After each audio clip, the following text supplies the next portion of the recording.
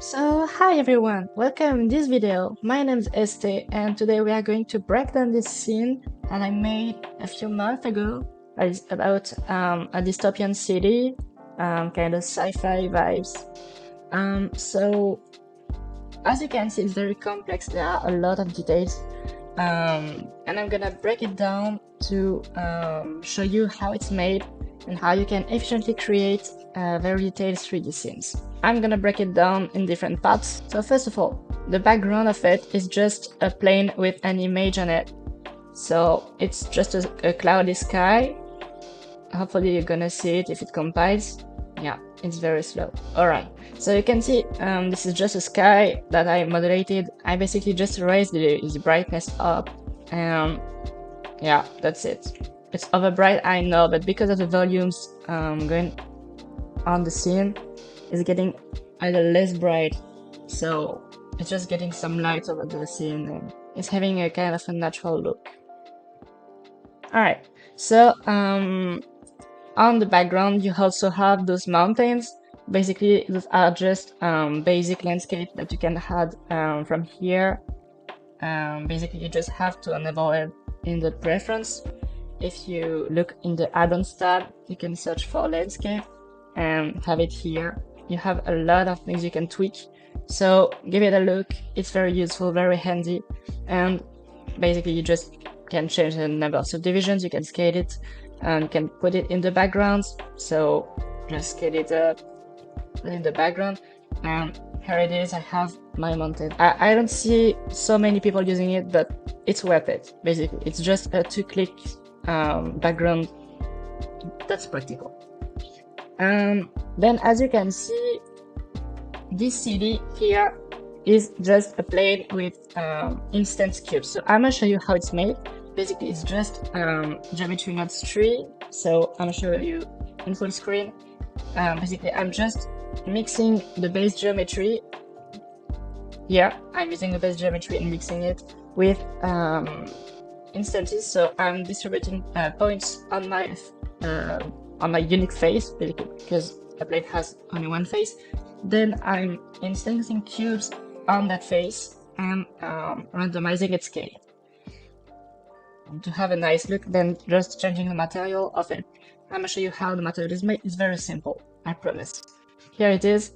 I have my buildings here, and if I go to shading tab, so I can show you how easy it's made. Here is it. So it's just, you can see there are some window shapes. It's just a brick texture mapped over the object coordinates. Yeah, basically by the distance it looks great, but when you get closer it's a little lame. But we don't care, because that's fog, you know. Because I have this fog here, I have this volume object with just a principal volume and some tweaks like in the anisotropy.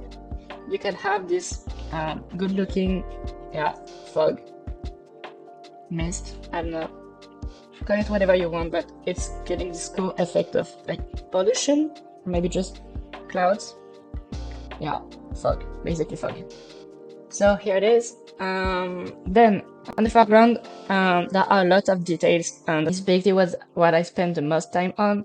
So first off, the lighting. It's just those 4-point lights that are that are kind of orange-ish, like this.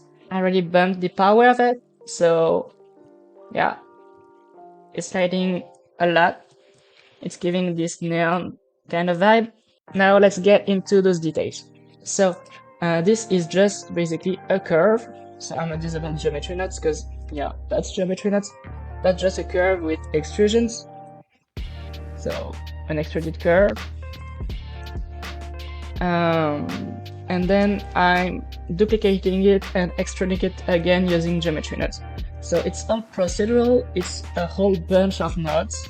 So as you can see here, I'm basically taking the outline of it here, and I'm duplicating it and extruding it a lot of times. Basically this is this group duplicated across the whole geometry in 6 layers, so you can count them. basically 1, 2, 3, 4, 5, 6. I don't know how can I put that. Yeah, here 1, 2, 3, 4, 5, 6. So it's 6 layers next to each other, and it's giving this kind of techno look. So it's a lot of geometry notes for this one. I really spent a lot of time on it. Yeah, because curves, you know, have to figure it all out. But yeah, that's it. So for the tower, I just modeled roughly a kind of low poly building, and that's doing the job. Then I'm just scattering. I have made a collection of props. Those are just low poly props, those extrusions, extruded geometry with arrays, so it gets a little higher, you get a little taller.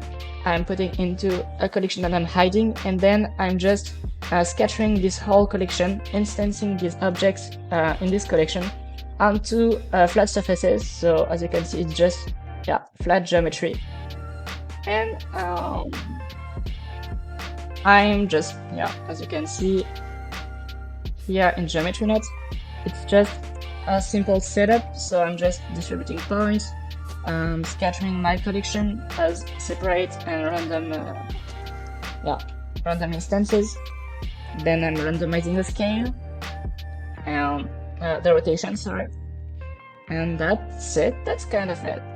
So it's the same here, just simple geometry that I'm using an array on and then deforming along a curve, and I'm instancing objects on. So it's basically always the same, just scattering a collection, and as you can see, it makes a lot. It creates a very dense sense of detail, and I think it's looking good and it's efficient. As you can see, my computer isn't having too much trouble generating it. It's kind of running fast. It's not eating too much memory, so you can basically do it at home on your own computer if it can handle it, and hopefully it can.